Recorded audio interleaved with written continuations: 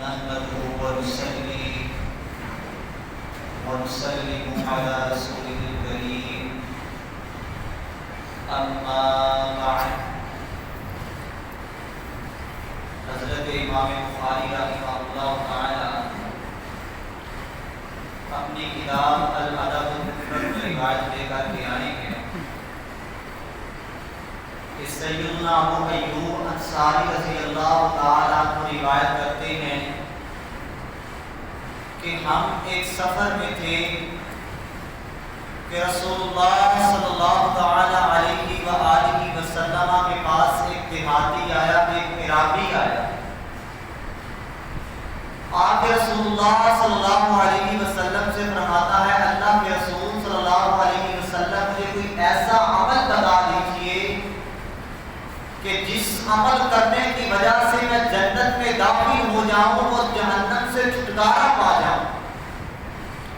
آج ہم ان کی اور اپنی فکروں کو دیکھیں کہ ان کی فکر کیا کہ صرف جنت کا حصول مل جائے، جہنم سے چھٹکارا مل جائے. آج ہماری فکر، ہماری سوچ کیا ہے؟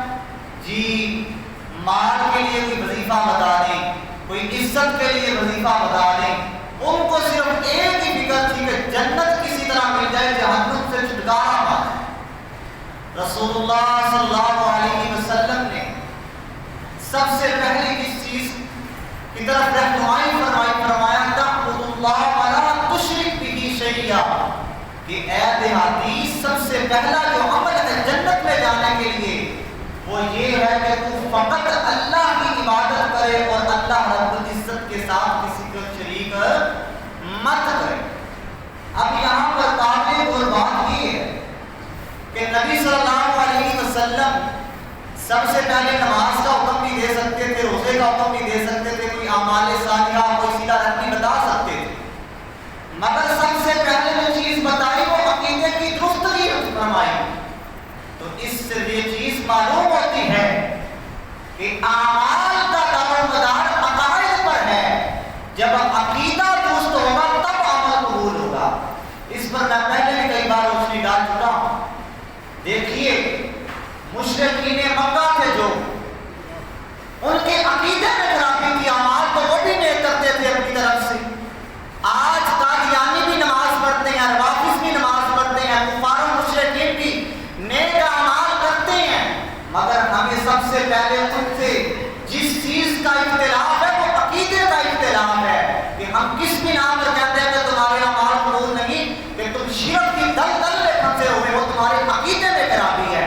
تو اس لیے سب سے پہلے عقیدے کی درستگی ہے، اس کے بعد اعمال صالحہ ہے. نبی علیہ السلام نے سب سے پہلے توحید فرمائی، توحید کو بیان فرمایا اور شرک کا حد فرمایا، اور اس کے بعد آپ نے فرمایا وَأَقِیمُوا الصَّلَاةَ، تو نماز کو قائم کر. نماز میرے عزیز بھائیو، جس ملک میں تھوک کے حساب سے بے نماز ڈھونڈے، تن اور من کے حساب سے گالیاں ڈھونڈے اور دھوکہ اور فراڈ کا تو کوئی حساب ہی نہیں، وہاں پر پھر مہنگائی کے طوفان آتے ہیں. جس مرضی بندے سے پوچھ لیں جناب مہنگائی کا رونا لے کر بیٹھا ہوا ہے، بلوں کا رونا لے کر بیٹھا ہوا ہے. تو بتائیے نماز پڑھنے کے لیے کون آیا؟ اللہ کے ڈر پر کون آیا ہے؟ آسانیاں کس نے پیدا کرنی؟ کوئی بھی نہیں آیا. وہی پر ہے نمازی، جو آتے تھے وہی آتے ہیں، کوئی نیا نمازی نہیں آتا. دوسرے نمبر پر تیسرے نمبر پر آپ نے فرمایا وَتُؤْتِ الزَّكَاةَ، زکات کو ادا کر، کہ اپنے مال کی زکات ادا کر، صدقہ و خیرات کر، غریبوں کا خیال رکھ. اور چوتھے نمبر پر فرمایا وَتَصِلُ الرَّحِمَ، اور تو صلہ رحمی کر، رشتہ داروں کے ساتھ صلہ رحمی کر، الفت و محبت کو پیدا کر، ان کے ساتھ رشتہ داری کو قائم کر، قطع رحمی مت کر.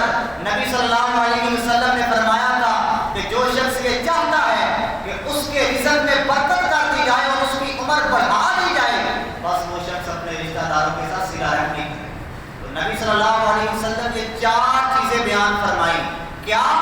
سب سے پہلے رب کی توحید کو بیان فرمایا، اس کے بعد شرک کا رد فرمایا، دوسرے نمبر پر نماز کی پابندی فرمائی، تیسرے نمبر پر زکات، اور چوتھے نمبر پر صلہ رحمی. نبی صلی اللہ علیہ وسلم جامع کلمات سے نوازے گئے تھے. آپ علیہ السلام نے سمندر کو کوزے میں بند کر دیا، حقوق اللہ کو بھی بیان کر دیا، حقوق العباد کو بھی بیان کر دیا کہ اللہ معلوم ہوا کہ صحابہ کا یہ عقیدہ، صحابہ کا یہ ذہن تھا کہ جنت کا حصول ملے گا تو اعمال کر کے ملے گا۔ اسباب اعمال ہیں، ملنی تو جنت اللہ رب العزت کی رحمت سے ہے، مگر اسباب اس کے کیا ہیں؟ اعمال۔ کسی شاعر نے کہا تھا گھر سے اٹھ کر مسجد تک جا نہ سکے، قبر سے اٹھ کر جنت میں جانے کی امیدیں رکھتے ہیں۔ تو میرے عزیز بھائیوں، عمل کریں گے تو بات بننی ہے۔ اللہ رب العزت ہمیں ان چاروں چیزوں پر عمل کرنے کی توفیق عطا فرمائے۔